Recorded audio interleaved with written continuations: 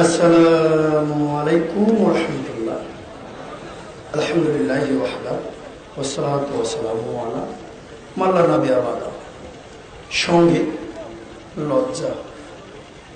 সালাত দিয়ে ঈমান হয় না, যাকাত দিয়ে ঈমান হয় না, লজ্জা দিয়ে ঈমান হয়।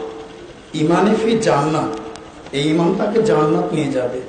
কার লজ্জা নেই এটা আপনি সঙ্গীত শুনলে ইনশাআল্লাহ আশা রাখি বুঝতে পারবেন।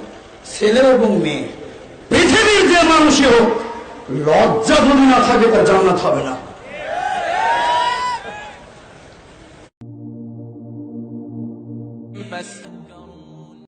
যেই মেয়ে চিপা চাপা পায়জামা বানায়, লজ্জা না থাকিলে কি আর লজ্জা দেওয়া যায়? যেই মেয়েরা চিপা চাপা বোরখা বানায়, লজ্জা না থাকিলে কি আর লজ্জা দেওয়া যায়? ওই জাতিকে আমি পরিবর্তন করি না যতক্ষণ পর্যন্ত সে নিজে পরিবর্তন হয়ে আমার কাছে না আসে। সূরা রাত 11 নম্বর আয়াত। লজ্জা আল্লাহর কাছে চাইতে হবে, আল্লাহ আমাকে লজ্জা দেন, আপনি তো দিবেন আমাকে, এইভাবে আল্লাহর কাছে বলতে হবে। তাহলে আশা রাখি ওকে আল্লাহ লজ্জা দিবেই দেবে ইনশাআল্লাহ।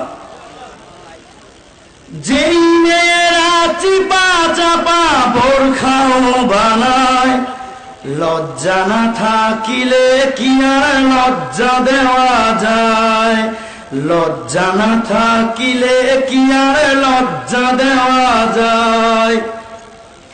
যেই মেয়েরা ফেসবুকেতে ছবি ছাড়ে, এটা ওটা কত কি শেয়ার করে, যেই ছেলেরা ফেসবুকেতে ছবি দেখে, মনে খুশি মতো যা কমেন্টস করে, কিছু মেয়ে নিজের দেহ কলেজে দেখায়, কিছু মেয়ে নিজের দেহ ফেসবুকে দেখায়, লজ্জা না থাকিলে কি আর লজ্জা দেওয়া যায়?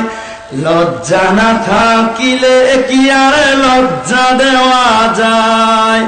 যেই মেয়েরা চিপা চাপা পায়জামা বানায়, যেই ছেলেরা চিপা চাপা প্যান্টও বানায়, লজ্জা না থাকিলে কি আর লজ্জা দেওয়া যায়?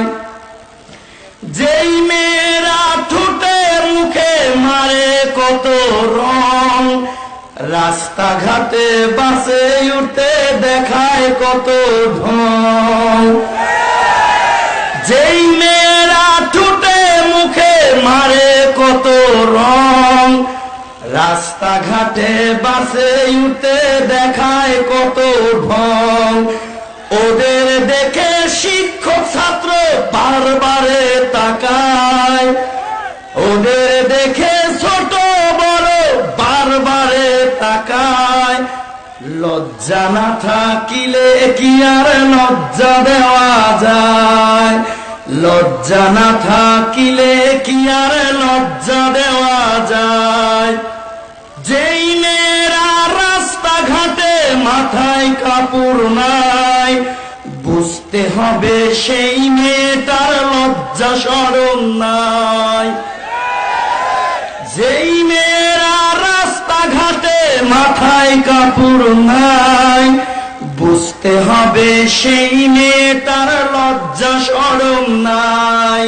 কিছু মেয়ে নিজের দেহ কলেজে দেখায়, কিছু মেয়ে নিজের দেহ স্কুলে দেখায়, লজ্জা না থাকিলে কি আর লজ্জা দেওয়া যায়? লজ্জা না থাকিলে কি আর লজ্জা দেওয়া যায়? যেই মেয়েদের পোশাক হয়েছে মশারি কিরণ মালা, মরার পরে বুঝবা মেয়ে মালার কি যে জ্বালা। যেই মেয়েদের গায়ের পোশাক পাতলা কিরণ মালা, মরার পরে বুঝবে পিতা মালার কি যে জ্বালা। চোখের পানি ফেলবে সেদিন, বলবে রে হায় হায়। চোখের পানি ফেলবে সেদিন, বলবে রে হায় হায়। লজ্জা না থাকিলে কি আর লজ্জা দেওয়া যায়? লজ্জা না থাকিলে কি আর লজ্জা দেওয়া যায়? যেই মেয়েরা সিপা সাপা বোরখা বানায়, যেই মেয়েরা কাটা কাটা বোরখাও বানায়, লজ্জা না থাকিলে কি আর লজ্জা দেওয়া যায়? 2 মিনিট ঘর বাড়ি হয় 2-3 তালা, নিজের চোখে দেখলাম। বোরখা এখন 2 তালা 3 তালা হয়েছে, ভিতরে যে কয় পাট্টা আল্লাহ ভালো জানে। আর সামনে দিয়েছে ঘিয়া কালার, মানে হলুদ কালার। যেই রাস্তা দিয়ে মানুষ যায় 2 দিকের বোরখা 2 দিকে যায়। আল্লাহ নবী বলছে, সাহাবীরা শোনো, সবচেয়ে পৃথিবীর খারাপ জায়গা বাজার, সবচেয়ে ভালো জায়গা মসজিদ। একদিন আল্লাহ নবী বলছেন, মসজিদে শয়তান আসে গো। সাহাবীরা বলছে, মসজিদেও শয়তান আসে? কখন আসে? তখন তিনি বলছেন, সাহাবীরা শোনো, মসজিদে যদি জায়গা জামাতে ফাঁক করে রাখা হয়, এই ফাঁকের মধ্যে শয়তান বসে থাকে, দাঁড়িয়ে থাকে। মুসলমানের মেয়েদের এখন সব দিকে ফাঁক করা বোরখা, পূর্ব পশ্চিম উত্তর দক্ষিণ। প্রশ্ন আমার বলেন, এই বোরখার ফাঁকের দিয়ে কি ঢুকবে? আফসোস জাতির, যেই ছেলেরা জলসার মধ্যে বলে, কোন একদিন এদেশের আকাশে কালেমার পতাকা দুলবে। বাড়িতে গিয়ে দেখেন ব্রাজিলের পতাকা, আর্জেন্টিনার পতাকা, এর মাইকোর সামনে আর্জেন্টিনার পতাকা। লজ্জা হয় না? রোহিঙ্গাদের আজকে কারা নির্যাতন করছে? ব্রাজিল। রোহিঙ্গাদের নির্যাতন করছে আর্জেন্টিনা, জার্মানি। কারণ সব সাপোর্টার আজকে ওই বৌদ্ধদের করেছে।